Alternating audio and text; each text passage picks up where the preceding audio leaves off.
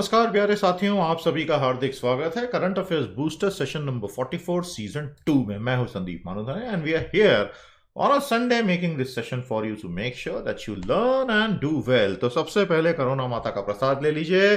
सभी बच्चे जिन्होंने सेशन को लाइक किया, ये प्रसाद केवल उन्हीं के लिए भैया, फटाफट ले लीजिए और हम भी ले लेते हैं। तो याद रखिएगा प्यारे दोस्तों, corona virus is going nowhere in a hurry. तो हमें कुछ महीनों तक, हो सकता है दिसंबर 2021 तक ही, खुद का बहुत बहुत ध्यान रखना है, अपने परिवार का बहुत ध्यान रखना है। दिन में 10 बार नॉर्मल साबुन से रगड़ रगड़ के हाथ धोइए और अपने आप को सुरक्षित रखिए। मास्क लगाइए, ग्लव्स पहनिए, सोशल डिस्टेंसिंग कीजिए। आप बिल्कुल सुरक्षित रहेंगे, परिवार भी सुरक्षित रहेगा। तो आप सभी को once again welcome to current affairs booster session number 44। Membership हमारी लाइव हो चुकी है यूट्यूब की। बहुत बहुत धन्यवाद। Hundreds of students have already joined and I am so happy to see the kind of love you have shown. Thank you thank you thank you. उस पूरे मेंबरशिप सेक्शन को हम बहुत एनरिच कर रहे हैं। धीरे धीरे धीरे वो और बहुत बढ़िया हो जाएगा। तो आज के आज आगे बढ़िए, ज्वाइन कीजिए। दोस्तों, आप में से कईयों ने कहा कि सर कैसे ज्वाइन करें, क्या करें, तो मैं आपको फिर से बता दूं। आप YouTube पर जब पीटी एजुकेशन HQ का चैनल खोलते हैं तो यहां पर आपको ये ज्वाइन का बटन लैपटॉप या कंप्यूटर पे खोलेंगे तो साफ दिख जाएगा। दिख गया यहां पर। लेकिन अगर कभी मोबाइल पर वो ज्वाइन का बटन नहीं दिखे तो ये जो लिंक हमने दी है bit.ly/joinptyoutube, इस पर तो वो खुलेगा ही खुलेगा। इसलिए हमने ये लिंक अलग से आपको बना के दे दी है। आप PDF डाउनलोड करेंगे, इस लिंक में क्लिक करेंगे या इस लिंक को टाइप कर लीजिए URL में आपके ब्राउजर में, और आप डेफिनेटली सीधे मेंबरशिप ज्वाइनिंग वाले सेक्शन में आ जाएंगे। Hope to see you with me. अब हम आ रहे हैं हमारे प्यारे प्यारे दोस्तों पर। अमरेंद्र सिंह ने इलाहाबाद से बहुत बहुत प्यार से हमारे लिए टेस्टिमोनियल भेजा है। खूब पढ़िए अमरेंद्र जी, जीवन में आगे बढ़िए। आयुष गुप्ता मुजफ्फरनगर से किसी डांस पार्टी में डांस करते करते खूबसूरत चित्र लिए हैं और बोलते हैं, I have watched your Jabra fan. मैं तेरा हाय रे जबरा फैन हो गया। भैया हमको छेड़ा मत करो, फिर हमारे मुंह से गाने निकलने शुरू हो जाते हैं। और ये सेशन हम बना रहे हैं संडे की दोपहर को, तो हम वैसे ही संडे के मूड में, दिख ही रहा होगा आपको तो यार। अब चलो अच्छी बात है, तो जबरा फैन आप बन गए, बहुत अच्छी बात है। I have completed mass communication, बहुत बढ़िया। आप आगे लिखते हैं कि I am a freelance anchor and host in an event company. क्या बात है। तो मैं उम्मीद करता हूं आयुष जी, आप जीवन में खूब तरक्की करें, be healthy wealthy vice and happy, और आपकी ज्ञान की यात्रा लगातार चलती रहे। गॉड ब्लेस यू बेटा, खूब पढ़िए, जीवन में आगे बढ़िए। तो बाकी लोग जरा टेस्टिमोनियल लिख दो, बाबा जी नाराज हो जाएंगे नहीं तो। बाबा जी आ गए। बाबा जी कहते हैं, helping one human genuinely is more valuable then preaching 10 sermons। यानी 10 बार भैया भाषण देने से एक बार किसी इंसान की मदद कर दो, वो कहीं ज्यादा बेहतर है। और यही बात सभी धर्मों में भी कही गई है। तो आई एम वेरी श्योर कि बाबा जी की इस बात से आप इंकार नहीं करेंगे। और आज देश काफी कठिन परिस्थिति से गुजर रहा है, पूरी दुनिया कठिन परिस्थिति से गुजर रही है। आप इंसानों की मदद करें, अगर आप सक्षम हैं, भगवान आपको 10 गुना देगा, ये हमारा वादा है। सेशन को लाइक कीजिए, शेयर कीजिए। आप हमें 1 लाइक देंगे, भगवान आपको 10 लाइक देगा। हाँ नहीं तो so go ahead and do that. और इस स्टेटमेंट को कमेंट थ्रेड में लिख दीजिए। आपका स्वागत है पीटीज IAS एकेडमी के शानदार कोर्सेस में। आज ही एनरोल करें। बहुत बहुत बहुत बहुत बधाई। भैया ऐसा है कि भारत कृषि प्रधान देश है, ये हमारे यहाँ सेकंड थर्ड क्लास से बच्चों को निबंध की पहली लाइन लिखवाई जाती है। अब वो लाइन तो सही लिखवाई जा रही है, क्योंकि रिकॉर्ड प्रोडक्शन होने वाला है सर इस साल भी। हम बात कर रहे हैं, थर्ड एडवांस एस्टिमेट्स आ चुके हैं, थर्ड AE, और 295 मिलियन मेट्रिक टन खाद्यान्न का उत्पादन होगा भारत में इस साल। ये तो बहुत अच्छी बात है। क्रॉप ईयर के हिसाब से कैलकुलेट होता है। पिछले साल ये 285 था, मतलब ये लगातार बढ़ता जा रहा है, which is a very very good news. हालांकि इसके कुछ खतरे भी हैं, उस पर आएंगे। दोस्तों, हॉर्टिकल्चर यानी बागवानी की जो फसलें होती हैं, जिसमें फ्रूट हो गए, वेजिटेबल हो गए, फ्लावर्स हो गए, वो तो बहुत पहले ही 300 मिलियन मेट्रिक टन के आगे जा चुका है। तो अब प्रैक्टिकली भारत में, हमारी आज 137 करोड़ की आबादी मोटा मोटा मान लीजिए, उसमें फूड ग्रेन आपका हो चुका है ऑलमोस्ट 300 मिलियन टन, और हॉर्टिकल्चर तो ऑलरेडी इससे आगे जा चुका है। हमारे FCI के गोदाम भी खचाखच भरे पड़े हैं। तो on the food sufficiency front कहीं कोई दिक्कत नहीं है। इन अ पैंडेमिक इससे अच्छी खबर नहीं हो सकती थी। अब सरकार कोशिश भी कर रही है कुछ long term reforms agri marketing के लाने की, वो भी अच्छी बात है। तो मोटे तौर पर बात यह है, एग्जाम के लिए डेटा थोड़ा सा याद रखिएगा। राइस, व्हीट और पल्सेस का, और साथ ही कोर्स सीरियल, जो दरअसल न्यूट्री मिलेट्स होने चाहिए, डॉक्टर MS स्वामीनाथन के हिसाब से उसका नाम बदल देना चाहिए। टोटल फूड ग्रेन की वैल्यू आपके सामने है। तो यह है आज की भारत की कृषि की व्यवस्था। हमारा इस पर आपसे पहला और बहुत ही सरल सा सवाल है, what are the dangers inherent in excessive और रिकॉर्ड और bumper production of food grain in India. इसके साथ कुछ थोड़ी सी समस्याएं जुड़ी हैं, आप हमें बताइए वो समस्याएं क्या हैं। प्यारे दोस्तों, जैसे जैसे किसी देश की परिस्थिति बदलती है, स्टॉक मार्केट की परिस्थिति भी बदल जाती है, तो उससे डील करने वाले निवेशक, बड़ी बड़ी कंपनियों के जो मैनेजर है इन्वेस्टमेंट कंपनियों के, उनकी भी अप्रोच बदल जाती है।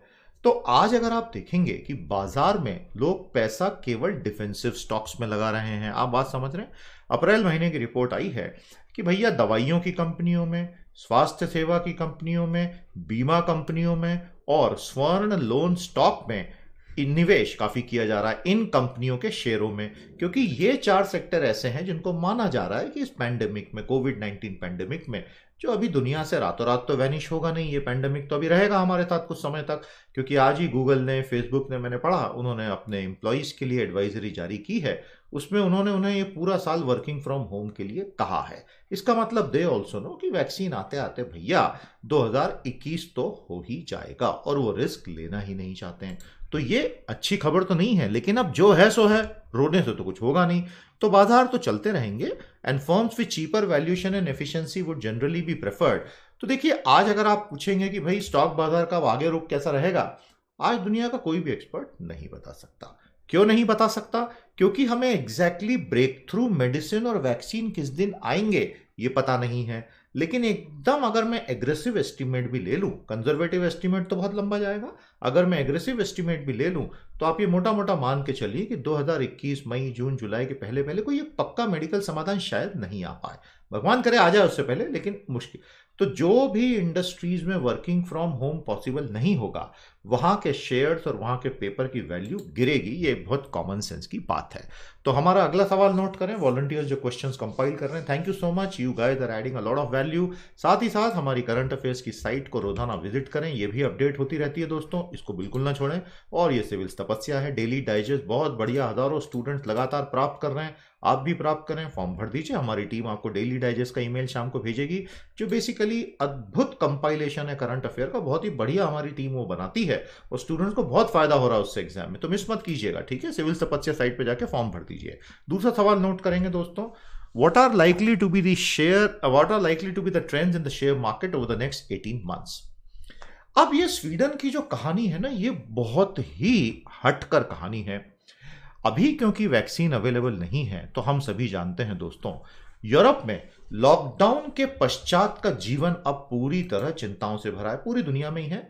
लेकिन यूरोप में क्या हुआ, जो 28 देश हैं, मैं उसमें यूके भी मान के चल रहा हूं, ब्रेक्जिट की टाइमिंग इससे खराब हो नहीं सकती थी, और वो लोग खुद भी हो सकता है ब्रेक्जिट से खुद ही अपने आप को पीछे भी खींच ले। देखते हैं क्या होता है, ये एक प्रेडिक्शन ही समझ लीजिए कि शायद ऐसा हो सकता है, क्योंकि एक पोस्ट पैंडेमिक वर्ल्ड में यूके अकेला रहना नहीं चाहेगा। तो हुआ क्या है कि यूरोप में आंतरिक तनाव बहुत हो गया है, क्योंकि किस तरह का कोरोना बॉन्ड्स लाने हैं कि नहीं लाने हैं। नदर्न यूरोप के देश अलग बिहेव कर रहे हैं, सदर्न यूरोप के देश अलग बिहेव कर रहे हैं, इनकी फिस्कल पॉलिसीज हमेशा से अलग अलग। स्वीडन ने जिस प्रकार से इस पूरे को मैनेज किया है, उसका एक अलग ही मॉडल है। आइए मैं आपको समझाता हूं। अब जैसे जैसे लॉकडाउन हटना शुरू हो रहे हैं, तो लोगों को यह समझ नहीं आ रहा है कि आगे क्या होगा। क्या अब एक सेमी नॉर्मल लाइफ आ जाएगी, मतलब आधी नॉर्मल लाइफ? स्वीडन ने क्या किया था दोस्तों, उसने पहले दिन से ही बहुत खतरनाक तरीके वाले लॉकडाउन की, सब कुछ बंद कर दो, सब कुछ बंद कर दो, सब कुछ बंद कर दो, वो किया ही नहीं। उसने नर्सरीज को खुला रखा, स्कूलों को खुला रखा, बार्स को खुला रखा, जिम्स को खुला रखा। अब उससे ये पूछा गया कि भाई आपका पड़ोसी डेनमार्क भी ऐसा नहीं कर रहा है, फिर आपने क्यों किया? तो स्वीडन के पॉलिसी मेकर्स ने एक बिल्कुल अलग लॉजिक दिया। उन्होंने जो लॉजिक दिया कि हम तो लंबा सोच के चल रहे हैं। लॉजिक ये है कि अगर आपने अभी फुल लॉकडाउन लगा दिए, तो एक न एक दिन तो लॉकडाउन आप खोलोगे, उसके बाद आप क्या करोगे?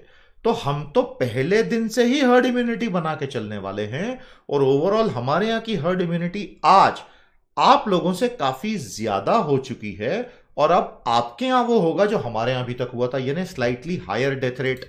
तो स्वीडन में लॉजिक ये है कि if you impose full lockdown, what do do after that? Net result ये है 33 डेथ्स पर 1 लाख पीपल। ये डेनमार्क से 3 गुना है, जहां है 11 मौतें प्रति 1 लाख, इनके यहां हो गई 33। तो लोग बोलते हैं कि स्वीडन की तो बहुत डेडली अप्रोच है। स्वीडन कहता है the cost in economic output and mental health term is far lesser now. उनका कहना यह है कि जब आप फुल लॉकडाउन लगाते हो तो उसमें दो और नुकसान हो रहे हैं जिस पर आप अभी बात ही नहीं कर रहे हो। मेंटल हेल्थ ऑफ पीपल, क्योंकि लोग बंद होने के बाद पगला जाते हैं 30 40 50 दिन में, ऐसा उनका कहना है, ऐसा उनका मतलब बिटवीन द लाइंस कहना है। और इकोनॉमी तो डिवास्टेट हो जाती है ना, वो तो भाई हम भारत में भी देख ही रहे हैं ना, इसीलिए तो सरकार को इतना लंबा चौड़ा पैकेज लाना पड़ा। तो दोस्तों, स्वीडन का कहना है कि तुम लोग जो इकोनॉमिक आउटपुट और मेंटल हेल्थ की कॉस्ट पे कर चुके हो, हमारे यहां वो कॉस्ट उतनी नहीं रही, और अल्टीमेटली तुमको भी फाइनली तो हर्ड इम्यूनिटी बनानी है, वो हमने बहुत तेजी से बना ली है। आप बात समझे? तो इस प्रकार this is some different approach. तो इस पे सवाल बन सकते हैं, समझ लीजिएगा। तो एक सवाल तो हम ही अभी आपको दे देते हैं, what has been Sweden's overall approach in managing the pandemic 2020। समझ में आया ना आपको? तो इस प्रकार से दुनिया के अलग अलग देशों की सोच काफी अलग अलग होती है। ये तो देखिए, अब ऐसा है कि 2021-2022 में ही पता चलेगा कि सबसे ऑप्टिमल अप्रोच किस देश ने अपनाई थी, क्योंकि तब तक हमें ना तो फाइनली R0 का पता है, R0 का, ना तो फाइनल मोर्टेलिटी रेट का पता है, क्योंकि इवॉल्व हो रहा है ना। मैंने कहा ना, चक्रव्यूह के बीच में है, आग के बीच में एकदम से कैसे कहते हैं। पर आपको मजा आया ये स्वीडन की खबर में? प्यारे दोस्तों, वैश्विक अर्थव्यवस्था की हालत दयनीय हो गई है, और इसीलिए वर्ल्ड ट्रेड ऑर्गेनाइजेशन के जो डायरेक्टर जनरल हैं रॉबर्टो अजीविदो, वो समय के 1 साल पहले ही टाटा गुड बाय करके निकल गए हैं। जैसा मैंने आपसे पहले भी शेयर किया था, रॉबर्टो अजीविडो अगले साल रिटायर होने थे, समय से 1 साल पहले ही उन्होंने कहा मैंने परिवार से बात कर ली है और उन्होंने मुझे कह दिया है कि अब आप घर वापस आ जाओ। कि घर कब आओगे, लिखो कब आओगे, कि तुम बिन ब्राजील सुना सुना है। तो अजीविडो साहब बोले कि नहीं सुना है, नहीं चलेगा, मैं आ रहा हूं। दरअसल बात यह है कि वर्ल्ड ट्रेड की हालत बहुत खराब होने वाली है। डोनाल्ड ट्रंप अल्ट्रा एग्रेसिव हो गए हैं, एपेलेट बॉडी काम नहीं कर पा रही है, और अभी किसी को क्लैरिटी नहीं है, तो उनको ऐसा लगा होगा कि मैं छोड़ दूं। मैं ये अज्यूम कर रहा हूं कि कोई बहुत बड़ा पर्सनल इशू नहीं रहा होगा उस कंटेक्स्ट में, उनका इस तरह से छोड़ना मुझे लगता है कि बड़ी खबर है। एनीवे, अब ग्लोबल इकोनॉमी में आज एक्सपर्ट्स का क्या कहना है, एशियन डेवलपमेंट बैंक का, एक बात समझ लीजिएगा। एशियन डेवलपमेंट बैंक ने फरवरी मार्च में भी पूरा लगाया था अनुमान। उस वक्त उन्होंने जो अनुमान लगाया था कि टोटल जीडीपी में विश्व का कितना गिरावट होगा, वो बहुत छोटा गिरावट पकड़ के चल रहे थे। हम बात कर रहे हैं फरवरी मार्च की। आज मई में उन्होंने नया एस्टीमेट दिया दादा। उनका एस्टीमेट है कि 6 से 9 ट्रिलियन, मैं मोटा मोटा फिगर बता रहा हूं, 1 ट्रिलियन यानी 1000 बिलियन, और ये डॉलर का यूनिट लगा लेना, कि 6 से 9 ट्रिलियन डॉलर के बीच में कहीं लॉस होगा, तो मोटा मोटा 7 साढ़े 7 ट्रिलियन हम पकड़ लें। इनका कहना यह है that we are going to lose on an average $7.5 trillion of economic output this year alone, 2020 calendar year में। तो ये तो बहुत बड़ा लॉस होगा, और ये परसेंटेज टर्म्स में भी रफली 8% का लॉस होगा। तो ऐसा तो विश्व अर्थव्यवस्था में पिछले 30 सालों में नहीं हुआ। जब से 1990 से ग्लोबलाइजेशन आया है, आज पहली बार कोई बोल रहा है कि वर्ल्ड इकोनॉमी 8% कॉन्ट्रैक्ट हो जाएगी। और अगर ये 8 बोल रहे हैं, मतलब इससे थोड़ा ज्यादा ही होगी, 10 से 15% तक हो सकती है। अब इसमें प्रॉब्लम क्या आएगा? फिस्कल स्टिमुलस, यानी सच्चे अर्थों में राजकोषीय समर्थन लोगों के हाथ में, मतलब बैंक अकाउंट में पैसा डालना, यह आवश्यक हो ही जाएगा फाइनली। नहीं तो लोग भूख से ही मर जाएंगे, हालत, क्योंकि नौकरियां चली जाएंगी। इतना बड़ा श्रिंकेज होगा तो उसका जॉब पर असर डिस्प्रपोर्शनेटली ज्यादा होता है। तो सभी देशों को इंक्लूडिंग इंडिया, अभी ये एक तरह से आप चेतावनी मान लीजिए। चाइना में लूज अप टू 1.6 ट्रिलियन, तो उनकी 14.5 ट्रिलियन की इकोनॉमी में लगभग 1.5 से 2 ट्रिलियन की गिरावट आ जाएगी। भारत का लॉस प्यारे दोस्तों 5 से, ये मेरा अनुमान है इसलिए ब्रैकेट में लिखा है कि भारत का जीडीपी इस साल शायद 5% से 25% के बीच में श्रिंक हो सकता है। तो 203 लाख करोड़ पिछले साल था रुपए में, उसमें से 5 से 25% तक का श्रिंकेज आएगा। कितना आएगा अभी देखिए क्या होता है। स्टिमुलस में बहुत बातें हुई हैं। हम आपके लिए बुधवार को, आने वाले बुधवार को, एक पूरा 1.5 घंटे का सेशन स्टिमुलस पे लाएंगे। वो हमारी तपस्या सीरीज में आएगा, फ्री रिलीज होगा चैनल पर। कल यानी कि मंडे को हम आपके लिए लेबर लॉ पर 1.5 घंटे का सेशन लाएंगे, वो भी देख लीजिएगा। ये बड़े इश्यूज हैं, आपको बहुत फायदा होगा। तो दोस्तों, हमारा अगला सवाल नोट करें। What is the overall scenario prediction for the world economy for 2020? गंभीर खबरें हैं थोड़ी सी। भारत चीन से आगे निकल गया है। हमारे यहाँ इन्फेक्टेड लोगों की टैली अब 86,000 हो चुकी है। दुनिया भर में ये लगभग 42.4 लाख हो चुकी है। तो टॉप 11 कंट्रीज कौन सी हैं केस वाइज?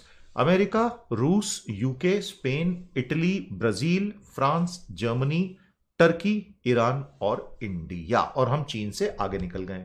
अब इसमें एक बहुत इंपॉर्टेंट चीज मैं आपको बताऊंगा। चाइना ने जो ये फिगर दिए हैं, सभी समझते हैं पूरी तरह से झूठे फिगर हैं। भाई चाइना तो सच्चे फिगर दे ही नहीं सकता ना इसमें, क्योंकि उसके ऊपर और आरोप लग जाएंगे। तो चाइना के एक्चुअल फिगर क्या होंगे, देखिए, नो वन नोज। मेरा अनुमान है इससे 3, 5, 7 गुना तो होंगे ही होंगे। तो चाइना एक्चुअली इससे बहुत आगे, लेकिन ऑफिशियल बात ही करनी पड़ेगी ना हमें। तो ऑफिशियली भारत आज चीन से आगे निकल गया है। मुझे याद है प्यारे दोस्तों कि किस प्रकार से नीति आयोग के डॉक्टर पॉल ने कहा था कि 16 मई को भारत में नए कोरोना वायरस के केसेस 0 हो जाएंगे।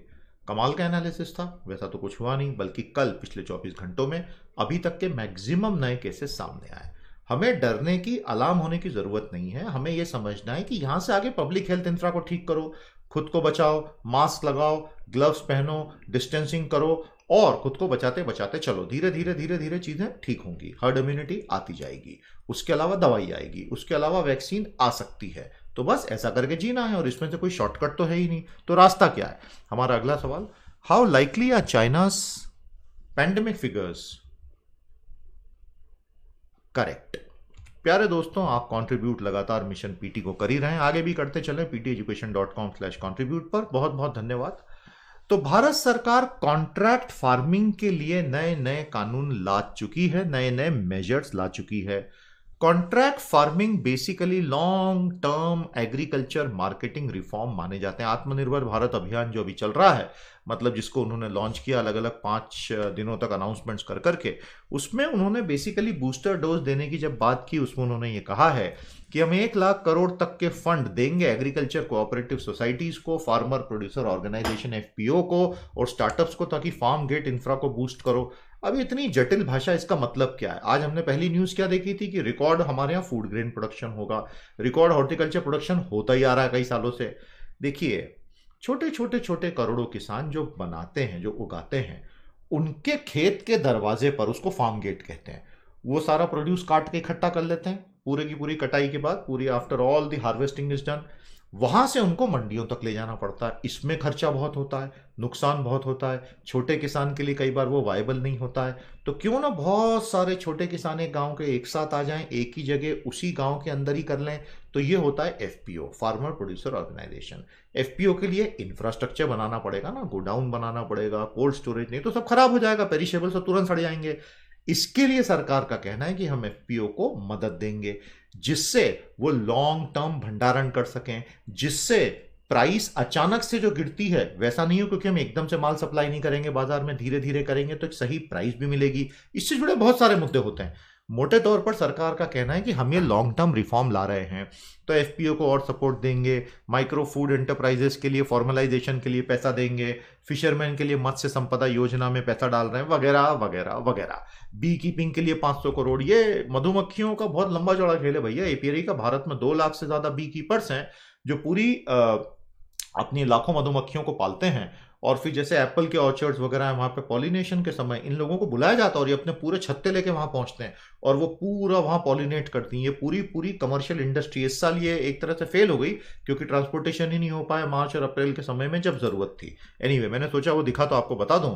तो प्यारे दोस्तों, ये सब चीजें बहुत अच्छी हैं, लेकिन ये थोड़ा सा मीडियम टू लॉन्ग टर्म हो गया ना, 6 महीने, 12 महीने, 18 महीने। आज के आज जो किसान को मदद चाहिए वो भी देना हमारे लिए जरूरी होगा। तो अगला सवाल नोट करें, What are some structural measures announced for the agriculture sector as part of the आत्मनिर्भर भारत अभियान? इस पर मेरा बुधवार को 1.5 घंटे का सेशन अलग से आएगा। अब ये एक बड़ी इंटरेस्टिंग और बड़ी हटके खबर है भैया। हमारे यहाँ के निवासी भारतीयों ने 2019-20 में 19 अरब डॉलर भारत से बाहर खर्च कर दिए, और ये एक रिकॉर्ड है। पिछले 10 सालों का रिकॉर्ड आपके सामने है। इसको लिबरलाइज रेमिटेंस सिस्टम कहते हैं भैया, आरबीआई का। समझ में आया? एलआरएस, ये याद रखिएगा, लिबरलाइज रेमिटेंस स्कीम, मतलब उदारीकृत रेमिटेंस योजना। आरबीआई आपको एक साल में $2.5 लाख तक खर्च करने की इजाजत देता है। आप उसको कैपिटल अकाउंट में, करंट अकाउंट में कुल मिलाकर 2.5 लाख खर्च कर सकते हो। तो अब मजे की बात यह है कि भारत अभी तक एनुअली सबसे बड़ा रिसिपिएंट तो रहा ही है रेमिटेंसेस का। हमारे इतने सारे लाखों लोग बाहर रहते हैं, मिडिल ईस्ट में, अमेरिका में, करोड़ों डॉलर भेजते हैं। पिछले साल लगभग $89 बिलियन हमारे यहाँ आए थे। इस साल काफी कम हो जाएगा क्योंकि लोगों की नौकरियां गई हैं और बहुत सारे दूसरे इश्यूज आ गए हैं। आईटी सेक्टर का एक्सपोर्ट भी कम होगा, वो भी कम वगैरह वगैरह, लेकिन हमारे रेमिटेंसेस बहुत ज्यादा थे। भारत से भी पैसा बाहर बहुत जा रहा है। पिछले साल 18.75 बिलियन यानी 19 अरब डॉलर खर्च कर दिया भारतीयों ने बाहर। इसमें से सबसे ज्यादा ट्रैवल पर खर्च हुआ, उसके बाद स्टडी पर खर्च हुआ और उसके बाद इन्वेस्टमेंट में खर्च हुआ।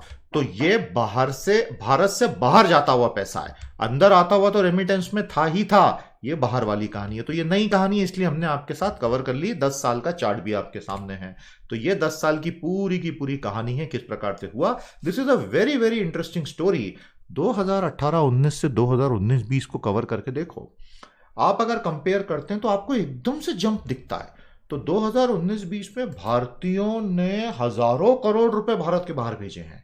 अब ऐसा अचानक से क्या हो गया, लेकिन आंकड़े तो यही बता रहे हैं ना। बाकी कोई कुछ भी बोले, कुछ भी करे, ultimately people are spending outside, so that in itself is a comment on what is their confidence level on the local economy.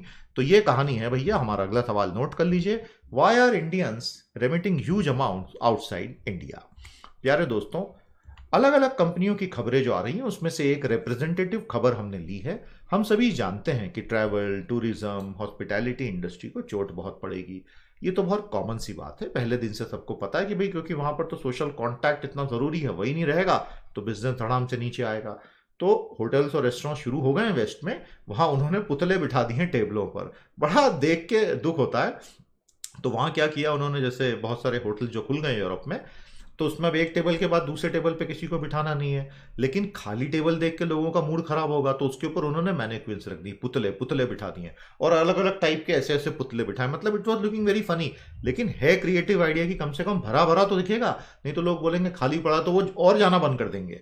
तो ये बड़े यूनिक चैलेंजेस हैं। जोमेटो आप जानते हैं एग्रीगेटर है, उसने अपने स्टाफ को बोल दिया है कि भाई समय खराब है, इतना व्यापार अब है नहीं और आप दूसरी नौकरी ढूंढिए, हालांकि हम आपको निकाल नहीं रहे हैं। तो एग्रीगेटर्स को, जो फंडामेंटल प्राइमरी क्रिएटर्स हैं, उनके पास ही बिजनेस नहीं बचेगा, तो ये भी क्या करेंगे। इसमें एक बड़ी बात यह है, इनके सीईओ ने जो कही है कि there is no going back to the normal but there is a new normal. ये काफी दुख भरा वाक्य है, लेकिन अब ये बात सच है कि हम 2019 तो वापस कभी नहीं आ सकता। अब एक बिल्कुल नया नॉर्मल आने वाला है और ये नया नॉर्मल बहुत अलग होगा। हम सबको इसके लिए एडजस्ट होना है। दोस्तों, मेरी आप सबसे एक रिक्वेस्ट है, आप में से जितने भी लोग आज वर्किंग एग्जीक्यूटिव हैं, आपके पास आज जॉब है, तो मैं आपसे निवेदन करता हूं, कुछ भी हो जाए उस जॉब को छोड़ने की मत सोचना। जिस किसी परिस्थिति में भी जॉब है और आप कर रहे हैं और आपको सैलरी मिल रही है, hold on to that with all your might. I assure you things are going to get far worse before they start getting better. ये आप एक प्रेडिक्शन समझ लीजिए। हालांकि मैं कहना नहीं चाहता था, लेकिन ठीक है, आप तो अपने वाले हैं, इसलिए आपके साथ सच बोलने में कैसी झिझक। अपने जॉब्स को पकड़ के रखना दोस्तों, समय थोड़ा खराब आने वाला है, उसके बाद ठीक होगा। तो हमारा अगला सवाल, define what we mean by new normal in the post pandemic world. तो मेंबरशिप आप हमारी तुरंत लेंगे, ये हमारी उम्मीद है। लिंक हमने दे दी है। यूट्यूब की मेंबरशिप में 2 दिन पहले हमने शुरू की और ऑलरेडी 2 शानदार सेशन भी अपलोड कर दिए हैं। आपका सपोर्ट मिलेगा, नॉमिनल प्राइस है, मंथली है, रिन्यू होती रहेगी, आपको बहुत आनंद आएगा। With all expectations of your love and support. कल हमने 4 लाख हमारे सब्सक्राइबर भी पूरे कर लिए। तो ये यात्रा चल रही है। हम कोशिश कर रहे हैं लगातार नई नई चीजें लाने की। आपका सपोर्ट बहुत मैटर करता है। उदय वन स्कीम भारत सरकार की काफी अच्छी थी। अनफॉर्चुनेटली 2015 से 20 में वो उतने रिजल्ट दे नहीं पाई। लेकिन अब आत्मनिर्भर भारत में जो 90,000 करोड़ का एक पैकेज प्योरली इलेक्ट्रिक कंपनीज के लिए, मतलब डिस्ट्रीब्यूशन कंपनीज के लिए भारत सरकार लेकर आई है, और पावर फाइनेंस कॉर्पोरेशन और रूरल इलेक्ट्रिफिकेशन कॉर्पोरेशन ही ये 90,000 करोड़ का लिक्विडिटी इन्फ्यूजन कार्यक्रम शुरू कर रहा है। तो बेसिकली यही तो उदय 2 है और क्या। लेकिन ऑफिशियली उसको नाम उन्होंने उदय 2 अभी नहीं दिया है, उज्जवल डिस्कॉम एश्योरेंस योजना, तो डिस्कनेक्ट कर दिया है। और ये लोग अब कम दरों पर लोन डिस्कॉम्स को देना शुरू करेंगे, बशर्ते वो लोग अपने लेवल पर कुछ रिफॉर्म्स लेकर आए। तो भारत में अपना एक पूरा का पूरा नेशनल इलेक्ट्रिसिटी ग्रिड है, ये आपको पता ही है। 2013 में फाइनली सारी की सारी 5 रीजनल ग्रिड को ज्वाइन करके जो बना था, और आज हमारी 370 गीगावाट की पावर इंस्टॉल कैपेसिटी है। हमारा अगला सवाल नोट करें, why is the power sector in India in perpetual credit stress. दोस्तों, कोविड के 10 ट्रुथ मैं आपको फिर से दिखा दूं। ये मैं कई महीनों से दिखाते आ रहा हूं और आज शायद आप एक्सेप्ट करने लग गए होंगे कि हाँ यार, ये बातें तो सच है और धीरे धीरे ऐसा ही हो रहा है। तो विज्ञान यही कहता है और अंततः विज्ञान की ही विजय होती है इन चीजों में। तो आप खुद को सुरक्षित रखें, हम सब इसमें से बाहर निकल कर आएंगे और दुनिया फिर से एक अच्छी दुनिया, जीने लायक दुनिया बनेगी। उसका फ्लेवर बदल जरूर जाएगा, लेकिन बढ़िया यही दुनिया है, आप क्या कर सकते हैं। ये एक इन्वेस्टर हैं क्रिस्टोफर वुड, इनका कहना है भारत के पास आज 653 टन ऑफिशियली गोल्ड रिजर्व्स के हैं, लेकिन जिस तरह से रेवेन्यू क्रंच भारत सरकार का आ गया है, ये पॉसिबल है कि सरकार इस सोने का एक बड़ा हिस्सा बेचने की तैयारी करे। तो अगर वैसा होता है तो उसमें आश्चर्य नहीं होना चाहिए, ऐसा इनका कहना है। साथ ही साथ वो कहते हैं कि ये जरूरी नहीं कि दुनिया के सारे सेंट्रल बैंक यही रास्ता अपनाएं, लेकिन भारत को लेकर उनका कहना है कि सरकार शायद ये करने का सोच सकती है, क्योंकि इससे सरकार को इमीडिएट रिलीफ मिल सकता है। तो आपको क्या लगता है, भारत सरकार क्या गोल्ड सेल की तरफ बढ़ेगी? क्योंकि अदरवाइज वो अपना रेवेन्यू ऑगमेंटेशन कैसे करेगी, ये तो एक चुनौती है ही।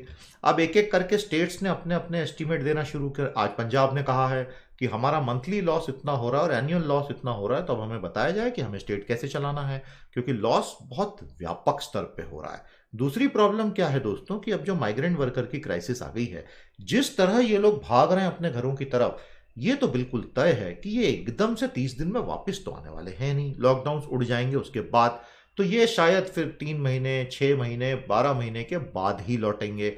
फिर हमारी इंडस्ट्री रीस्टार्ट कैसे होंगी? हालांकि कोई भी फुल स्पीड में तो रीस्टार्ट वैसे भी नहीं हो रहा है, इसलिए ये प्रॉब्लम उस हद तक मिटिगेट होती है, लेकिन ये चुनौती बनी रहेगी।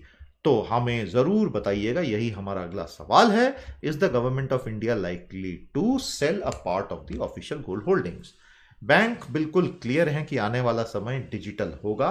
खैर ये तो पहले से ही पता था, लेकिन पैंडेमिक ने क्या किया है कि एक झटके में ऐसा धक्का दे दिया है कि हर चीज उस तरफ मूव हो रही है। आज भारत सरकार ने कहा है कि हम ई एजुकेशन को सब तरफ प्रमोट करेंगे, ऑनलाइन लर्निंग को प्रमोट करेंगे।